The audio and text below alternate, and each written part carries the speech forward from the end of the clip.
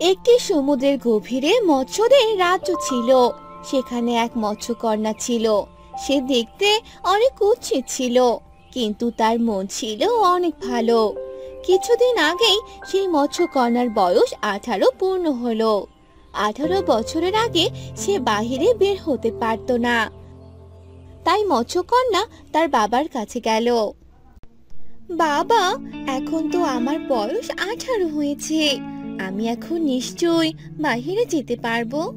হ্যাঁ মা, তুমি যেতেই পারো, তবে বাহিরে সবার থেকে একটু সাবধানে থাকবে। ঠিক আছে বাবা। ডেভেলিন অনেক খুশি ছিল। এই প্রথমবার সে বাহিরে বের হবে। সে খুশি মনে বাহিরে গিয়ে ঘুরে ঘুরে দেখতে লাগলো। কে কুৎসিত দেখতে, আমাদের মৎস্যকন্যা। তুমি আমাকে দেখে হাসছো কেন? কারণ তুমি দেখতে অনেক কুৎসিত।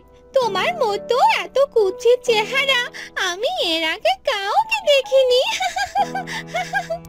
এ কথা বলে ইকি চলে গেল, আর ডেভেলিনের মন অনেক খারাপ হয়ে গেল। এরপর ডেভেলিন সেখান থেকে রুমে চলে গেল। এগিয়ে মা, এত তাড়াতাড়ি চলে এলি যে? আমি আর কখনো বাইরে যেতে চাই না বাবা, আমি এখন থেকে বাসাতেই থাকবো। ডেভেলিন কান্না করতে করতে তার রুমে চলে গেল। এভাবে কিছুদিন চলে গেল। আস্তে আস্তে মৎস্যকন্যা ডেভিলিনের বয়স বাড়তে থাকে। এতে করে ডেভিলিনের বাবা অনেক চিন্তায় পড়ে যায়। ডেভিলিনের বয়স বাড়ছে, এবার কন্যাকে যে বিয়ে দিতে হবে। মহারাজ, আপনাকে অনেক চিন্তিত লাগছে। কি হয়েছে মহারাজ? এবার যে আমার মৎস্য কন্যাকে বিয়ে দিতে হবে, এজন্যই তো দুশ্চিন্তায় আছি। এতে আবার দুশ্চিন্তা কিসের মহারাজ? একদিন দেখবেন আপনার মৎস্যকন্যার ভালোভাবে বিয়ে হবে। আপনি শুধু অপেক্ষা করুন। এভাবেই দিন যেতে লাগলো। মৎস্যকন্যাকে অনেকেই দেখতে এলো, কিন্তু মৎস্যকন্যা কালো হওয়ার কারণে সবাই আসতো আর চলে যেত। একদিন ডেভিলিন বলতে থাকে, বাবা, আমার বিয়ে নিয়ে তোমায় আর ভাবতে হবে না। আমি এখন বিয়ে করব না বাবা। তা কি করে হয় মা? দিন দিন তোর বয়স বাড়ছে, এটাই যে তোর বিয়ের সময়। এখন না করলে কখন বিয়ে করবি? আমি তোমার আর কোনো কথাই শুনতে চাই না। এ কথা বলে ডেভিলিন বাহিরে বেরিয়ে পড়লো, আর রাজ্যের বাহিরে গিয়ে একা একা ঘুরছিল। তখনই মৎস্যকন্যা একটি চিৎকারের আওয়াজ শুনতে পেল। আহ, বাঁচাও! আরে, কে এভাবে চিৎকার করছে? গিয়ে দেখি তো। এ কথা বলে ডেভিলিন সামনের দিকে যেতে লাগলো। দেখতে পেল এক মৎস্যকুমার তার লেজে আঘাত পেয়েছে আর জোরে জোরে চিৎকার করছে। এমন অবস্থা দেখে ডেভিলিন তার কাছে গেল। কি হয়েছে আপনার? আপনি এভাবে ব্যথা পেলেন কি করে? আসলে আমাকে এক দস্যুরা আক্রমণ করেছিল, তাই আমার এই অবস্থা। আপনি এখানে একটু অপেক্ষা করুন, আমি এখনই আসছি। এরপর ডেভিলিন সমুদ্রের নিচে থাকা কিছু পাতা নিয়ে আসে, আর সেগুলোর রস বানিয়ে মৎস্যকুমারের ক্ষত স্থানে লাগিয়ে দেয়। আর কিছু সময় পর আপনি একদম সুস্থ হয়ে যাবেন, আর আমি এখানে আছি, আপনার কোনো ভয় নেই। ডেভিলিনের কথা শুনে মৎস্যকুমার ভীষণ খুশি হয়ে গেল, আর কিছুক্ষণের মধ্যেই মৎস্যকুমার একদম সুস্থ হয়ে গেল। তোমায় অনেক ধন্যবাদ আমার জীবন বাঁচানোর জন্য। আচ্ছা, তুমি এখানে এসেছিলে কেন? তোমার বাসা কোথায়? আমি হলাম মৎস্য রাজ্যের মৎস্যকন্যা ডেভিলিন। আর আপনি? আমি এই পাশের রাজ্যের মৎস্যকুমার। চলো, তোমায় রেখে আসি। না না, আমি একাই যেতে পারবো। এ কথা বলে ডেভিলিন সেখান থেকে চলে গেল, আর মৎস্যকুমার ডেভিলিনের প্রেমে পড়ে গেল। এত ভালো মৎস্যকন্যা আমাকে একদম সুস্থ বানিয়ে তারপর চলে গেল। এই মৎস্যকন্যার কথা আমার মাকে যে বলতেই হবে। এরপর মৎস্যকুমার তার রাজ্যে চলে গেল, আর মাকে গিয়ে বলতে লাগলো, মা, আমি আমার মনের মতো মৎস্যকন্যাকে খুঁজে পেয়েছি। তাই নাকি রে বাবা? কেই মৎস্যকন্যা? মা, আমাদের পাশের রাজ্যের মহারাজার কন্যা ডেভেলিন। ডেভিলিন? কিন্তু বাবা, ডেভিলিন দেখতে তো অনেক কালো, ওকে কি করে তোর পছন্দ হলো? বাহিরের চেহারা দেখে সবকিছু বিবেচনা করা যায় না মা। ডেভিলিনের মন অনেক ভালো, ও আজ আমার জীবন বাঁচিয়েছে। আমি বিয়ে করলে ডেভিলিনকেই বিয়ে করব। ঠিক আছে, আমি তাহলে ডেভিলিনের বাবার সাথে কথা বলবো। এই কথা শুনে মৎস্যকুমার সেখান থেকে চলে গেল। এভাবে সেই দিনটা কেটে গেল। পরদিন সকালে মৎস্যকুমারের মা ডেভিলিনের রাজ্যে গেল। আমি আপনার কন্যার জন্য বিয়ের প্রস্তাব নিয়ে এসেছি। এটা তো অনেক ভালো কথা। ডেভিলিন আড়াল থেকে সব কথা শুনছিল। তাদের কথা শুনে ডেভিলিন অনেক খুশি হয়ে গেল। এরপর মৎস্যকুমারের মা সেখান থেকে চলে গেল।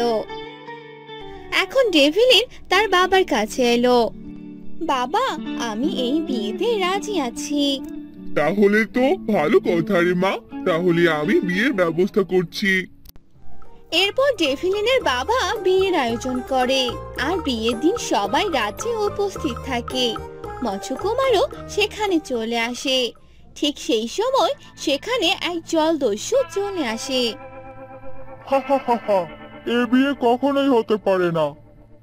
কিরে, তুই আবার এসেছিস? আমি থাকতে তোর মেয়ের বিয়ে কারোর সাথে হবে না, শুধু আমার সাথেই হবে। বাবা, এ কে? আর আমাকে কেন বিয়ে করতে চাইছে? মারে, এ যে জলদস্যু, এ যে অনেক খারাপ রে মা। তাহলে এখন কি হবে বাবা? এবার আমি তোদের সবাইকে মেরে ফেলবো, আর ডেভেলিনকে আমার সাথে নিয়ে যাব। হা হা হা হা হা। আমি থাকতে তোর এই আশা কখনোই পূর্ণ হবে না শয়তান।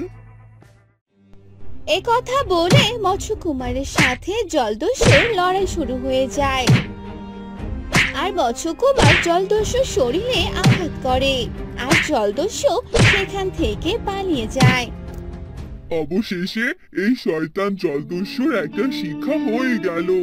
ও আর কখনো এই রাজ্যে আসার সাহসও করবে না।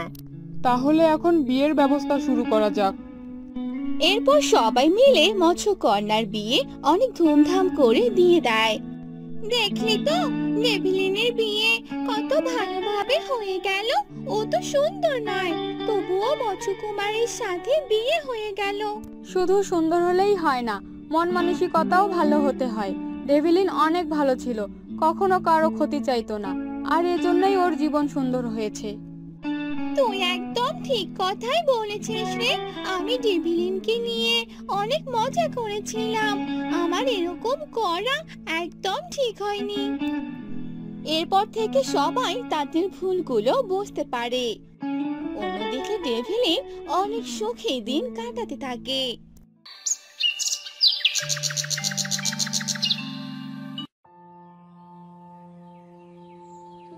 তোমরা খাবে না? তোমরা খেয়ে নাও, তোমাদের খাবার শেষ হলে আমরা খেয়ে নেব। আমাদের সাথে বসলেই পারতে। তোমাদের একটা কথা বলবো। বৌদি, অনুমতি নেওয়ার কি আছে, তুমি বলো না। বলি, অনেকদিন তো হলো, লক্ষ্মীকে এবার বাড়িতে নিয়ে এসো না। ওকে ছাড়া যে বাড়িটা একদম ফাঁকা ফাঁকা লাগে। তোমার সাহস হলো কি করে লক্ষ্মী নাম এই বাড়িতে তোলার? শুনে রাখো, লক্ষ্মীর জন্য এই বাড়ির দরজা চিরকালের জন্য বন্ধ হয়ে গেছে। এ কথা বলে গোপাল আর কান্ত রেগে খাবার ছেড়ে চলে যায় মাঠে। দিদি, এরা কখনো এদের ভুল বুঝতে পারবে না। লক্ষ্মী যে কেমন আছে।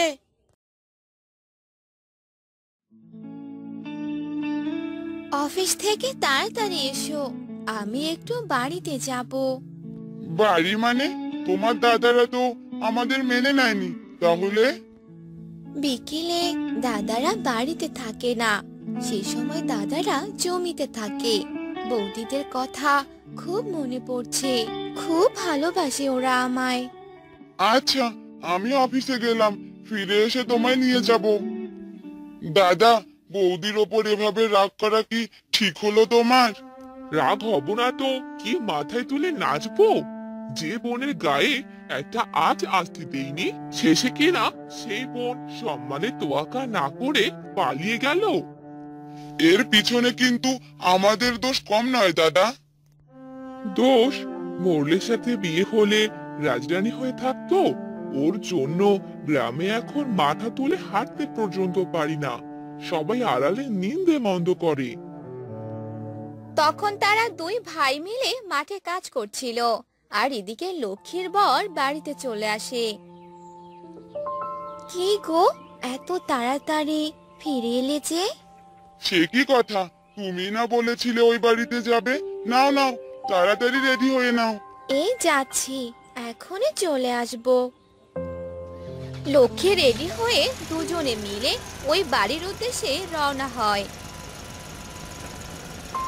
আর কিছুক্ষণ পর তারা ওই বাড়িতে গিয়ে পৌঁছায়। ছোট বৌদি, বড় বৌদি, কোথায় তোমরা? লক্ষ্মী, তোরা কেমন আছিস? তোরা আয়, ভেতরে আয়। এতদিনে বৌদিদের কথা মনে পড়লো তাহলে? রোজই মনে পড়ে বৌদি, কিন্তু আমার যে কপাল পোড়া। হয়েছে হয়েছে, ওসব কথা বাদ দাও। এবার বলো, কি খাবে? আপনার হাতের এক কাপ চা হলে মন্দ হয় না। এই চায়ের অনেক প্রশংসা শুনেছি লক্ষ্মীর থেকে। তখন লক্ষ্মীর বৌদি রান্নাঘরে গিয়ে সবার জন্য চা আর নাস্তা নিয়ে আসে। সবাই খুব খুশি ছিল।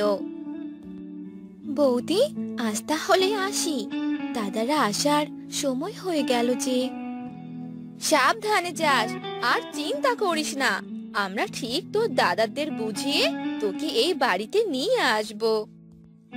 লক্ষ্মী আর লক্ষ্মীর বর সেদিনের মতো সেখান থেকে চলে যায়। যাওয়ার সময় মোড়লের এক পেয়াদা তাদের দেখতে পায়, আর তারা তাড়াতাড়ি মোড়লের কাছে গিয়ে বলে, কি বলছিস? কি খবর একদম পাকা তো নাকি? পরে আবার বুঝিস। যা, এখনই গোপাল আর কান্তকে ডেকে নিয়ে আয়। তখন মোড়লের পেয়াদা গিয়ে গোপাল আর কান্তকে ডেকে নিয়ে আসে। কি ব্যাপার কান্ত, লক্ষ্মীকে তোমরা মেনে নিয়েছো? আমাকে বর সাজিয়ে নিয়ে গিয়ে বোনকে পালিয়ে দিয়ে ভালোই নাটক করলে তাহলে। লক্ষ্মীর সাথে আমাদের কোনো যোগাযোগ নেই মোড়ল মশাই, এখানে মেনে নেওয়ার কোনো মানেই নেই। আজ লক্ষ্মী আর ওর বর এসেছিল তোমাদের বাড়িতে, পাক্কা খবর আছে। এসব আপনি কে বলছেন মোড়ল মশাই? এই তো ঘন্টা দিয়ে কাগের কথা। আমরা তো তখন মাঠে ছিলাম। যদি এসে থাকে তাহলে যারা বাড়িতে উঠতে দিয়েছে তাদের আজ শেষ ভোজ হবে আমার বাড়িতে। তারপর কান্ত আর গোপাল চলে আসে, আর বাড়িতে এসে, গিন্নি, গিন্নি, কোথায় গেলে? কি হয়েছে? এভাবে চিৎকার করছো কেন? লক্ষ্মী এ বাড়িতে এসেছিল? না মানে মানে আমতা আমতা না করে বলো। হ্যাঁ, এসেছিল, ওর বাবার বাড়িতে এসেছিল। তোমাদের না করেছিলাম ওরা যেন চৌকাঠ না বেরোয়। তোমাদের কোনো জায়গা নেই এই বাড়িতে। যাও, এক্ষুনি বেরিয়ে যাও তোমরা আমার বাড়ি থেকে। তারপর দুই বউ বাড়ি থেকে চলে যায়।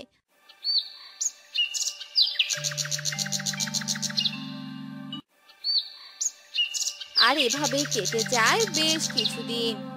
দাদা, কখনো তোমার মুখের ওপর কোনো কথা বলিনি। এই যে তুমি অসুস্থ, তোমার সেবা তো ঠিক মতো করতে পারছি না। কি বলতে চাস তুই? দাদা, আমরা অন্যের কথা শুনে আমরা আমাদের আপনজনদের দূরে সরিয়ে দিয়েছি। তুমি একবার লক্ষ্মীর কথাই ভাবো। এই মোড়লকে বিয়ে করলে কি ও কখনো সুখী হতে পারতো বলো?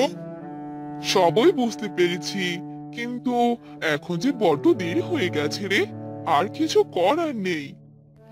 এখনো দেরি হয়নি দাদা, চলো আমরা ওদের সবাইকে ফিরিয়ে আনতে যাই।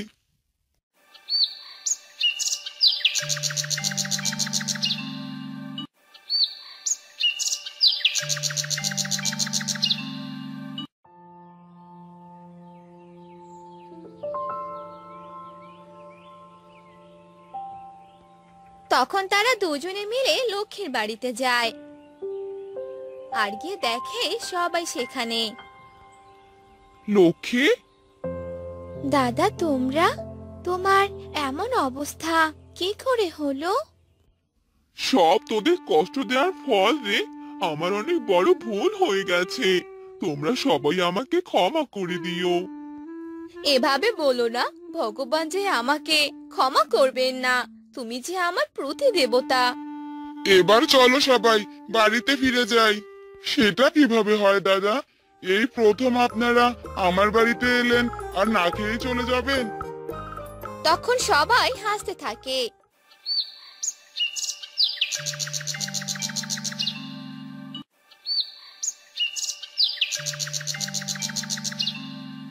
আর এরপর থেকে তারা সুখী।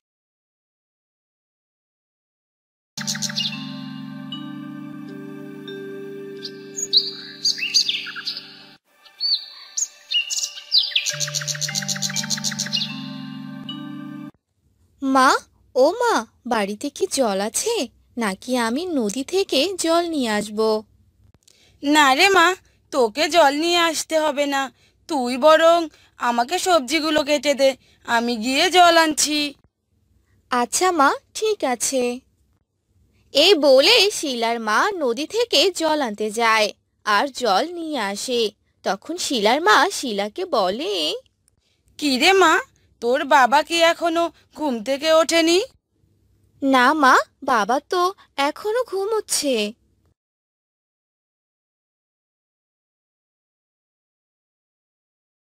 আর কত পরে পরে ঘুমাবে শুনি? এখনো ওঠার কোনো খবর নেই তোমার? আরে, এত সকাল সকাল রেডিওটা কে বাজাচ্ছে? কোনো রেডিও নয়, আমি কথা বলছি। তাড়াতাড়ি উঠে পড়ো, না হলে জল ঢেলে দেব। সেটাই করো গো। যে গরম লাগছে, জল ঢেলে দিলে একটু শান্তি পাবো। এ কথা শুনে মোহনের স্ত্রী বাহির থেকে জল এনে মোহনের শরীরে ঢেলে দিল। আরে আরে, কি করলে তুমি এটা? সত্যি সত্যি পানি ঢেলে দিলে? হ্যাঁ, সত্যি সত্যি দিয়েছি। এবার যাও, কাজে লেগে পড়ো। এভাবে সারাদিন শুয়ে থাকলে জীবন চলবে না, বুঝলে? এরপর মোহন উঠে পড়ে আর বাজারে চলে যায়। মোহনের একটি সবজির দোকান ছিল আর সেগুলো সবজি বিক্রি করত। সবজি নিয়ে যাও, সবজি। টাটকা টাটকা সবজি। আসুন আসুন, সবজি নিয়ে যান। আরে দাদা, আপনার এই মিষ্টি কুমড়োটার দাম কত? 20 টাকা দাদা। দাদা, আমি নেব এই মিষ্টি কুমড়োটা। দিন আমাকে। আরে, আপনাকে দিবে মানে? এটা তো আমি নিব। তাই তো ওনাকে জিজ্ঞেস করলাম যে এটা দাম কত। আর এটা শুধু আমি নেব। আরে, সে কি কথা! আমার কাছে তো এই একটাই মিষ্টি কুমড়ো ছিল, আর এখন এটা একজন নিতে পারে। হ্যাঁ, তাই আমি নিব। না, আমি নেব। আমাকে দিন। তারা দুজন এ নিয়ে অনেক কথা কাটাকাটি করতে লাগলো। তখন মোহন সে মিষ্টি কুমড়ো কেটে আলাদা করলো আর বলল, আপনি 10 টাকা দিন, আর দাদা আপনিও 10 টাকা দিন। তারপর তারা সেখান থেকে চলে গেল। আর সারাদিন সবজি বিক্রি করে মোহন বিকেলে বাড়িতে এলো। এভাবেই অনেকদিন চলে গেল। এত গরম পড়েছে, আমার যে এই গরম আর সহ্য হচ্ছে না। অনেক খারাপ লাগছে মা। এরকম গরম এর আগে কখনো হয়নি। ভগবান যেন তাড়াতাড়ি বৃষ্টি দিয়ে দেয়, তাহলে একটু শান্তি পাবো। হ্যাঁ মা, ঠিক বলেছ তুমি। ভগবান যেন তাই করে। এভাবে অনেকদিন চলে গেল। একদিন মোহন খেতে বসেছিল আর খেতে খেতে তার স্ত্রীকে বলল, হ্যাঁ গো গিন্নি, একটা পাখা নিয়ে আসো। অনেক গরম লাগছে। ঠিক আছে, নিয়ে আসছি।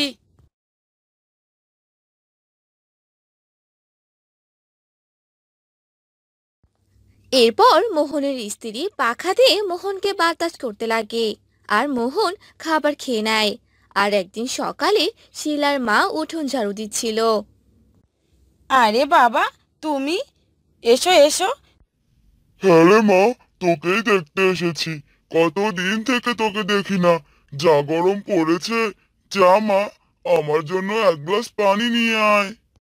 আচ্ছা বাবা, ঠিক আছে, এখনই আনছি।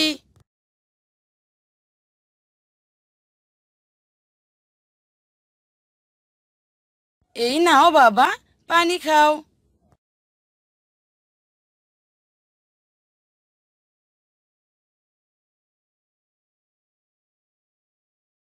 কিরে মা, জামাই আর আমার নাতনি কোথায়? সে তো বাজারে গেছে বাবা, আর শিলা খেলছে। তুমি বসো, আমি তোমার জন্য খাবার আনছি। এরপর শিলার মা খাবার এনে দেয়, আর সেই খাবারগুলো খেয়ে নেয়। বিকেল বেলা মোহন বাড়িতে আসে আর তার স্ত্রীকে ডাকতে থাকে। গিন্নি, গিন্নি, কোথায় গেলে? হ্যাঁ গো, বাজার করে এনেছো? বাজার করে আনবো, কিন্তু কেন? কালকেই তো কতগুলো সবজি এনে দিলাম। সেগুলো কি শেষ হয়ে গেছে? না না, কোনো সবজি শেষ হয়নি, কিন্তু বাবা চলে এসেছে। বাবাকে কি আর শুধু সবজি দিয়ে খাবার খেতে দেব? তুমি বরং বাজার থেকে মাছ মাংস কিনে আনো। সে কি কথা, এই গরমের দিনের অতিথি? হ্যাঁ গো গিন্নি, কাল বাজার করে নিয়ে আসি। আজ বাড়িতে যা আছে তা দিয়ে বরং রান্না করো। না না, সবজি রান্না করব না। তুমি এক্ষুনি বাজারে যাবে আর বাজার করে নিয়ে আসবে। এই গরমে কত দূর পর্যন্ত হেঁটে এলাম, আবার হেঁটে যাব? এই নাও, ছাতাটা বরং নিয়ে যাও। রোদের তাপ কম লাগবে, গরমও কম লাগবে। যাও এবার বাজারটা নিয়ে এসো। এরপর মোহন বাজারে যায় আর মাছ মাংস কিনে নিয়ে আসে। আর মোহনের স্ত্রী রান্না করে। রান্না করে তারা সবাই রাতে খাবার খেয়ে নেয়। হ্যাঁ রে মা, অনেকদিন তো হলো বাড়িতে যাস না। জামাই আর নাতিকে নিয়ে চল আমার বাড়িতে। কটা দিন না হয় থেকে আসবি। হ্যাঁ বাবা, যাব, কিন্তু এখন নয়। তুমি বরং আমার বাড়িতে কদিন থাকো, আমি সময় করে যাব। না রে মা, আমি যে থাকতে পারবো না।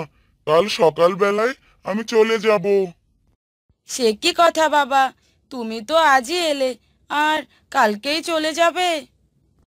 হ্যাঁ রে মা, অন্যদিন আসবো। পরদিন সকালবেলা মোহনের শ্বশুর চলে যায়। তখন মোহন বলে,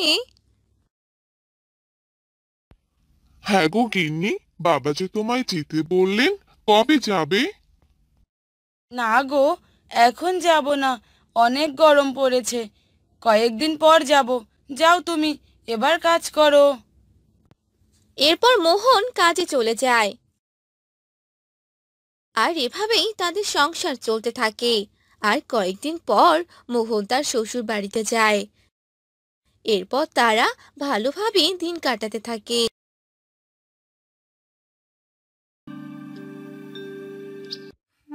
ফুলমতি নামে একটি গ্রামের পাশে এক বড় বন ছিল।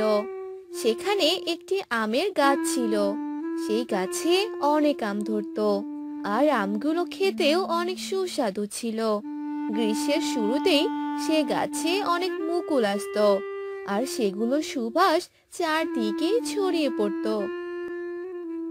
আর সেই গাছের আম সবাই খেতে আসতো।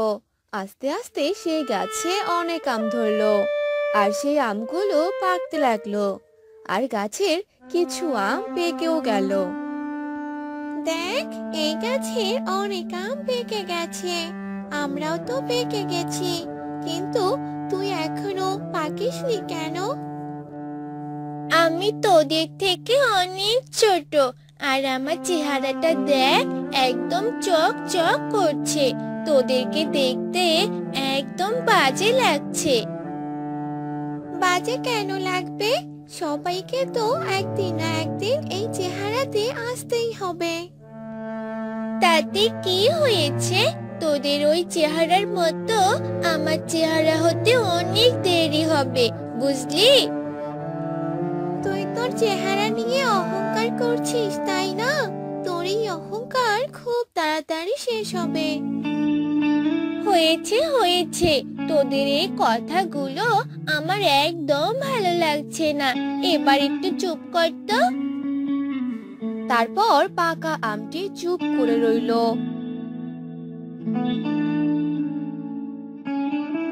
আর তখনই সেই পথ দিয়ে এক বৃদ্ধা যাচ্ছিল। আর সেই বৃদ্ধাটি সেই গাছে অনেকগুলো পাকা আম দেখতে পেল। বড্ড খিদে পেয়ে গেছে, এত দূর হেঁটে এলাম। ওই তো একটা আমের গাছ দেখতে পাচ্ছি। যাই যাই, গাছটার কাছে যাই।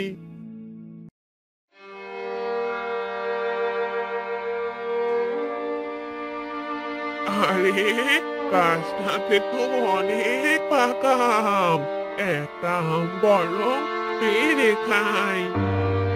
এই বলে সে বৃদ্ধা গাছ থেকে একটি আম পেড়ে নিল আর সেই আম খেতে লাগলো।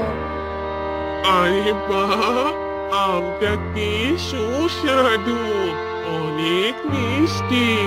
আমটা খেয়ে প্রাণটা জুড়িয়ে গেল। যাই যাই, আবার হাঁটা শুরু করি, অনেকটা পথ যেতে হবে।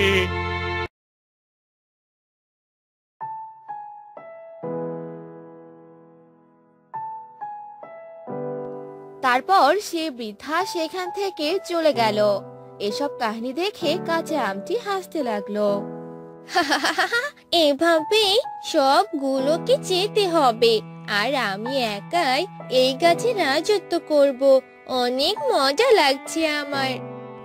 এভাবে হাসিস না, তোকেও একদিন পাকতে হবে, আর সবার সাথে তোকেও চলে যেতে হবে। তুই আমার কথা না ভেবে তোর কথা ভাব, কারণ তোর সময় প্রায় শেষ। কাঁচা আম পাকা আমকে নিয়ে অনেক হাসাহাসি করতে লাগলো, কারণ কাঁচা আমের অনেক অহংকার ছিল। এভাবেই তাদের দিন যাচ্ছিল। একদিন সেই পথ দিয়ে একটি লোক যাচ্ছিল। সেই লোকটি ওই আম গাছটি দেখতে পেল। আরে বাহ, এই গাছে তো অনেকগুলো আম ধরে আছে। আমি বরং কিছু আম পেড়ে নিই, আর এগুলো বাজারে বিক্রি করব, তাহলে বেশ কিছু টাকা পাবো। এই বলেই সেই লোকটি আম গাছটির কাছে গেল আর কিছু আম পেড়ে নিল, আর সেখানে একটি কাঁচা আম দেখতে পেল। আরে, এখানে তো একটা কাঁচা আমও দেখতে পাচ্ছি।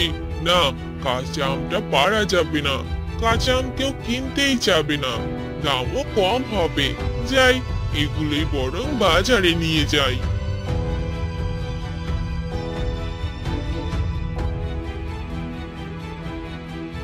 এই বলে সেই লোকটি পাকা আমগুলো বাজারে নিয়ে গেল আর সেগুলো বিক্রি করতে লাগলো। আম নিবেন? আম, অনেক সুস্বাদু আম, নিয়ে যাও নিয়ে যাও, আম নিয়ে যাও। এসব বলে সেই লোকটি ডাকতে লাগলো, আর সেই আমগুলো অনেক দামে বিক্রি করতে লাগলো, আর অনেকগুলো টাকাও পেয়ে গেল। আরে বাহ, এই আমগুলো তো আমি অনেক দামে বিক্রি করলাম, আমার অনেক টাকা হলো। আমাকে আরো একদিন ওই আমের বাগানে যেতে হবে। অন্যদিকে সেই আম গাছে থাকা কাঁচা আম বলতে লাগলো, আমার চেহারা যেন আগে থেকে আরো উজ্জ্বল হচ্ছে। ইস, কি সুন্দর লাগছে আমাকে। কাঁচা আমের এমন কথা শুনে পাকা আম কাঁচা আমের দিকে তাকায়। তখন কাঁচা আম বলে, কি রে, তোরা আমার দিকে এভাবে তাকিয়ে আছিস কেন? অবশ্য আমার দিকে তাকাবি না তো কার দিকে তাকাবি? আমি তো তোদের থেকে অনেক সুন্দর দেখতে। আমি তোর সুন্দর চেহারার দিকে তাকাইনি, তোর এই অহংকারী মুখটা দেখছি, কারণ এই অহংকার বেশি দিন থাকবে না। ও, বুঝতে পেরেছি, আমার এই সৌন্দর্য তোর সহ্য হচ্ছে না, তাই না? আর আর তাই তো আমাকে দেখে এরকম করছিস, তাই না রে? আমি তোর মতো কোনো অহংকার করছি না, আর তোকে দেখে আমার হিংসেও হয় না, কারণ আমিও এক সময় এমন দেখতে ছিলাম, কিন্তু আজ আমি পেকে গিয়েছি। তোকেও একদিন পেকে যেতে হবে। হ্যাঁ, তো কি হয়েছে? তোদের থেকে বেশি দিন আমি এই গাছে থাকবো। তোরা তো আর কদিনের মধ্যেই এখান থেকে চলে যাবি, আর আমি এখানে অনেক দিন থাকবো, আর আমার এই সুন্দর রূপ সবাই দেখবে। এসব বলে কাঁচা আম আর পাকা আম কথা বলতে থাকে।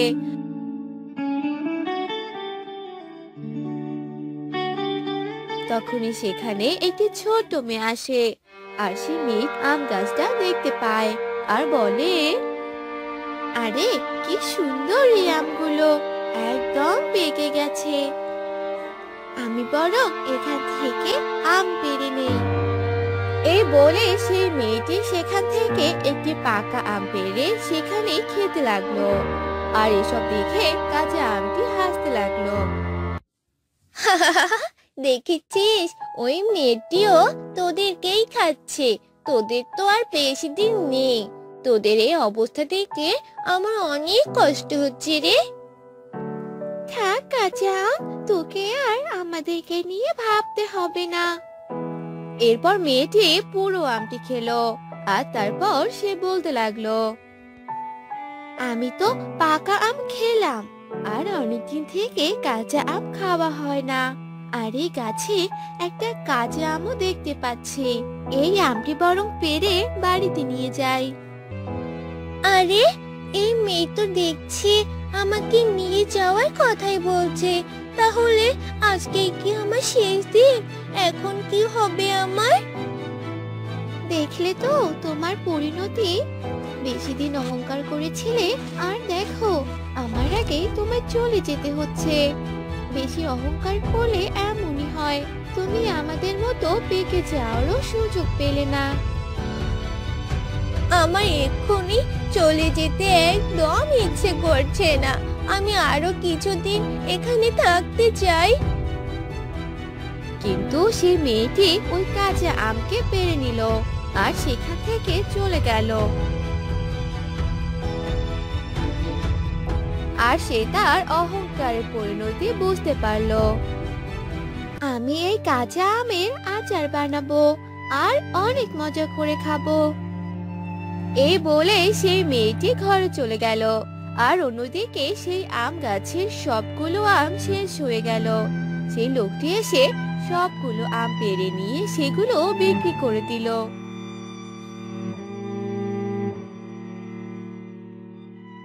বাবা, ভালোই হলো, প্রতিবার ওখান থেকে আম নিয়ে আমি বিক্রি করে দিব, আর অনেকগুলো টাকা পাবো। এভাবেই কাঁচা আম আর পাকা আমের জীবন চলে গেল, আর কাঁচা আম তার অহংকারের পরিণতি বুঝতে পারলো।